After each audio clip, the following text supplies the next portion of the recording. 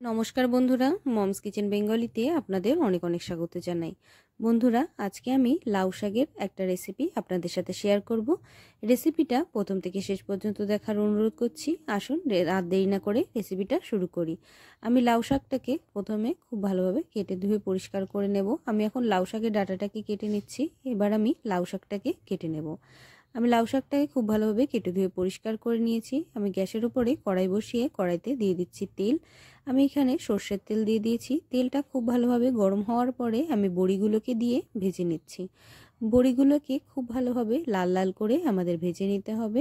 বড়িগুলো লাল লাল করে ভেজে নেওয়ার পরে আমি একটা পাত্রে বড়িগুলোকে তুলে নেব। বন্ধুরা, আপনারা যদি আমার চ্যানেলে নতুন হয়ে থাকেন তাহলে অবশ্যই আমার চ্যানেলটিকে সাবস্ক্রাইব করে বেল আইকন দাবাতে ভুলবেন না আমার ভিডিওর নোটিফিকেশন প্রথমে পাওয়ার জন্য। বড়িগুলোকে আমি খুব ভালোভাবে ভেজে নিয়েছি। এবার আমি একটা পাত্রে ভেজে নেওয়া বড়িগুলোকে তুলে নিচ্ছি। ভেজে নেওয়া সমস্ত বড়িগুলোকে আমি তুলে নিয়েছি। কড়াইতে একই তেলের মধ্যে আমি দিয়ে দিয়েছি কয়েকটা শুকনো লঙ্কা ফোড়ন আর দিয়ে দিচ্ছি জিরে ফোড়ন। জিরেটা খুব ভালোভাবে যখন চটপট করে ফুটে উঠবে তখন আমরা দিয়ে দেব কেটে রাখা আলু। আলুগুলোকে তেলের মধ্যে দিয়ে খুব ভালোভাবে আমরা ভেজে নেব। আলুগুলোকে খুব ভালোভাবে একদম লাল লাল করে আমাদের ভেজে নিতে হবে। বন্ধুরা, এই রেসিপিটা কিন্তু একদম গ্রাম বাংলার পুরনো রেসিপি। আপনারা অনেকে হয়তো এই রেসিপিটা আগে খেয়েছেন, কিন্তু এইরকমভাবে এই রেসিপিটা একবার খেয়ে দেখবেন। এই রেসিপিটার স্বাদটা এইরকমভাবে তৈরি করলে এটা সম্পূর্ণ আলাদা লাগে।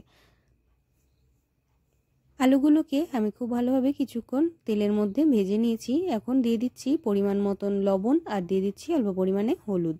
লবণ আর হলুদ দিয়ে আবার আলুগুলোকে আমি খুব ভালোভাবে ভেজে নেব। লাল লাল করে আমাদের আলুগুলোকে খুব ভালোভাবে ভেজে নিতে হবে।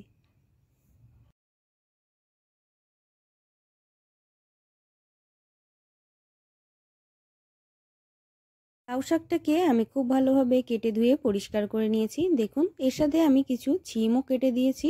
এইভাবে লাউ শাকের মধ্যে ছিম দিলে এর স্বাদটা কিন্তু খুবই ভালো লাগে। এখন আমি আলুগুলো খুব ভালোভাবে ভেজে নেওয়ার পরে আলুর মধ্যে দিয়ে দিচ্ছি অল্প পরিমাণে জিরে গুঁড়ো আর দিয়ে দেব কয়েকটা কাঁচা লঙ্কা। আপনারা যতটা ঝাল খেতে পছন্দ করেন কাঁচা লঙ্কা সেই হিসাবে আপনারা বেশি বা কম ব্যবহার করবেন। এবার আবার খুন্তির সাহায্যে খুব ভালোভাবে আমাদের আলুগুলোকে নাড়িয়ে চাড়িয়ে ভেজে নিতে হবে।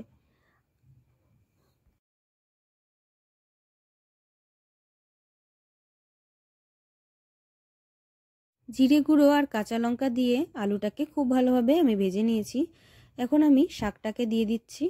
শাকটাকে সম্পূর্ণটা কড়াইয়ের মধ্যে দেওয়ার পরে আমরা খুন্তির সাহায্যে খুব ভালোভাবে নেড়েচেড়ে রান্না করে নেব।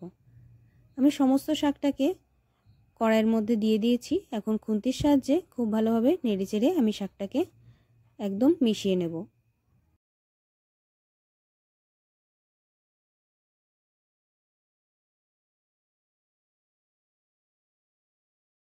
লাউ শাকটাকে আমি মশলা আর আলুর সাথে খুব ভালোভাবে কষিয়ে কিছুক্ষণ রান্না করে নিয়েছি। দেখুন বন্ধুরা, শাকটা কত সুন্দর দেখতে লাগছে। এই রকমভাবে আপনারা অবশ্যই এই শাকটাকে একবার বানিয়ে দেখবেন। এরকমভাবে বানালে কিন্তু স্বাদটা অনেক ভালো লাগে। আমি এখন শাকটার মধ্যে দিয়ে দিয়েছি ভেজে রাখা বড়ি আর দিয়ে দিচ্ছি পরিমাণ মতন লবণ আর হলুদ। লবণ আর হলুদ আর বড়ি দেওয়ার পরে শাকটাকে আবার আমরা খুব ভালোভাবে নাড়ি চাড়িয়ে মিশিয়ে নেব। ভালোভাবে নাড়ি চাড়িয়ে মিশিয়ে আমাদের শাকটাকে রান্না করে নিতে হবে।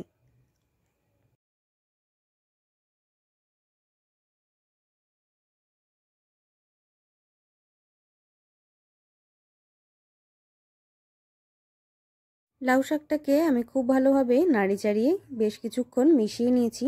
এবার অল্প করে জল দিয়ে আমি শাকটাকে কিছুক্ষণ ঢেকে রান্না করে নেব। আমি ঢাকনাটা তুলে এখন শাকের মধ্যে দিয়ে দিচ্ছি পরিমাণ মতন অল্প করে চিনি। জলের ভিতরে আমি অল্প করে চালের গুঁড়ো গুলে রেখেছিলাম, সেই চালের গুঁড়োটা এখন আমি শাকের ভেতরে দিয়ে দিচ্ছি। শাকের মধ্যে এই চালের গুঁড়োটা দিলে শাকের টেস্টটা আরও ভালো আসে আর বেশ ঘন হয়। দেখুন বন্ধুরা, আমার শাকের রেসিপিটা তৈরি হয়ে গেছে। আমার এই রেসিপিটা ভালো লাগলে অবশ্যই আমার চ্যানেলটিকে সাবস্ক্রাইব করে বেল আইকন দাবাতে ভুলবেন না আমার ভিডিওর নোটিফিকেশন প্রথমে পাওয়ার জন্য। শাকটা আমার রান্না হয়ে গেছে। এখন আমি শাকটাকে একটা পাত্রে নামিয়ে নেব।